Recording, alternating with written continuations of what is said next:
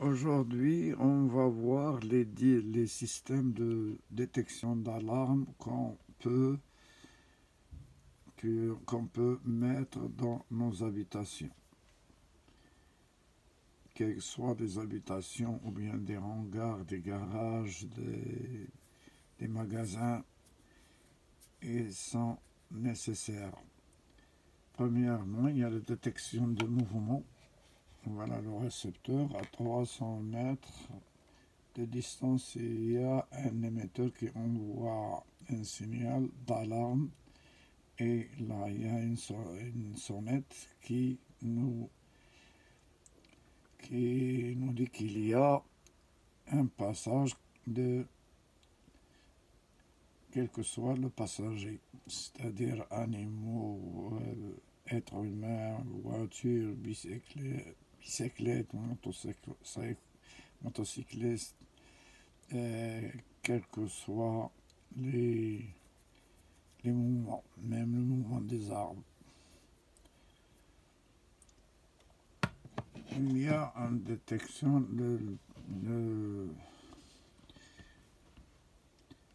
il y a les détections d'alarme de mouvement, il y a des détections de fumée, et il y a ce boîtier, c'est un détecteur de monoxyde de carbone. Là, il y a une alimentation, c'est-à-dire un transfo qui nous transforme la tension du secteur à 12 volts. Par exemple, il y a un redressement, des redresseurs. Il y a des redresseurs. Là. Il y a 4 diodes de redressement, et il y a une alimentation stabilisée avec un stabilisateur.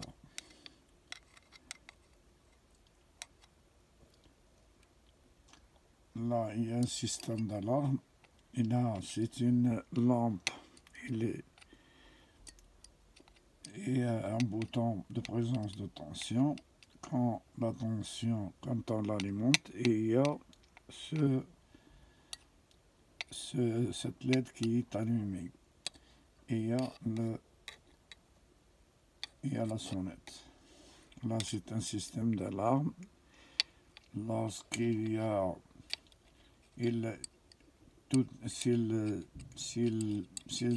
si l'alarme, cette LED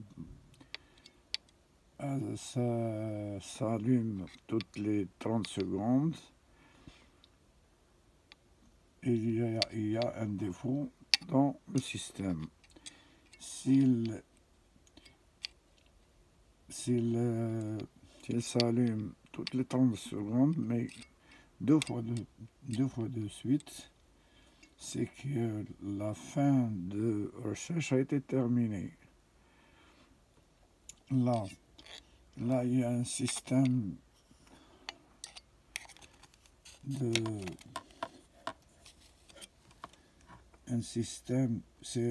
c'est le système qui absorbe le monoxyde de carbone, et tout ça, c'est un ensemble qui détecte, c'est-à-dire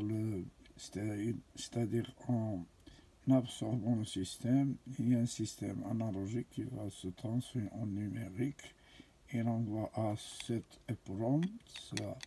C'est une mémoire morte. Il y a des informations qu'il compare avec ce qui se reçoit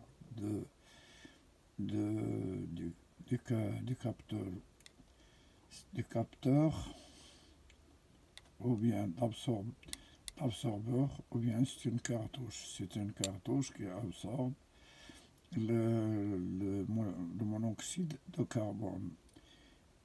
Et là, il détecte, il envoie un ordre, ici sur la borne 6, à ce transistor pour déclencher l'alarme. et allumer la lampe aussi. Voilà, on va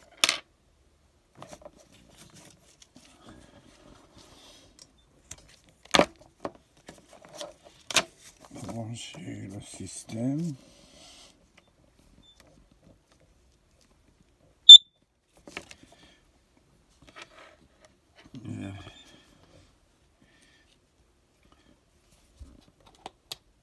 Voilà, la lampe est allumée, c'est-à-dire que le circuit il est alimenté. Et là, s'il y a une alarme tous les 30 secondes, il y a cette lampe qui va s'allumer. Voilà. En attendant 30 secondes, si on compte 30 secondes, on aura une alarme. Ça, c'est normal, c'est-à-dire que ce système est en défaut. On a cherché d'après des connaissances, c'est-à-dire en électronique et en informatique, on a vu que cet absorbant ne fonctionne pas correctement. Il est vide c'est-à-dire de produits qu'il occupe. Donc, c'est un alarme, il faut changer ça ou bien changer l'ensemble. Voilà, toutes les 30 secondes, il y a une alarme.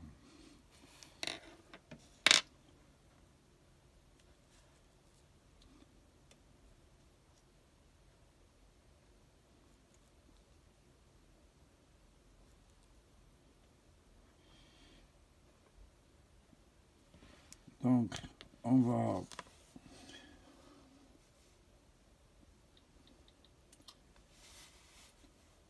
le détecteur de monoxyde de carbone c'est un petit boîtier qui se fixe dans le logement pour analyser l'air ambiant.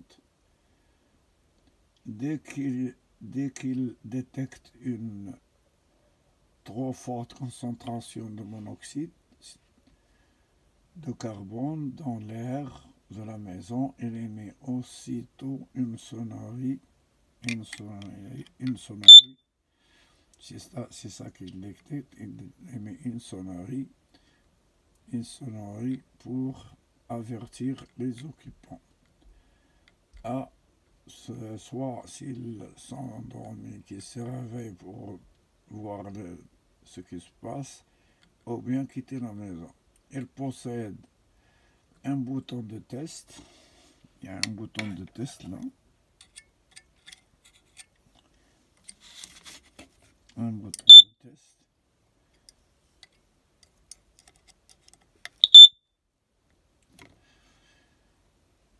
Et les lampes qu'on a dit, c'est-à-dire les doubles c'est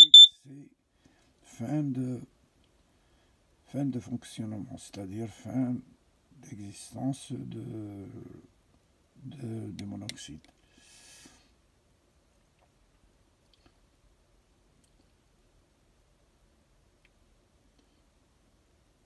Alors,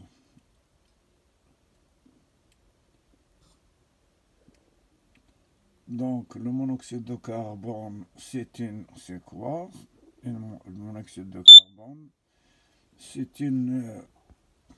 le monoxyde de carbone est une molécule composée d'un atome de carbone, C, et d'un atome d'oxygène, O, à l'état gazeux. Cette molécule, c'est le CO, c'est-à-dire carbone et oxygène ensemble. Et totalement inodore et incolore, n'est pas détectable par l'être humain et n'irrite ni les yeux ni les voies respiratoires. Elle est très néfaste, elle provoque des maux de tête et des céphalées. mais peut aussi entraîner des nausées et des pertes de connaissance. Ce gaz toxique se forme lors de combustion dite complète dans les appareils électroménagers mal entretenus.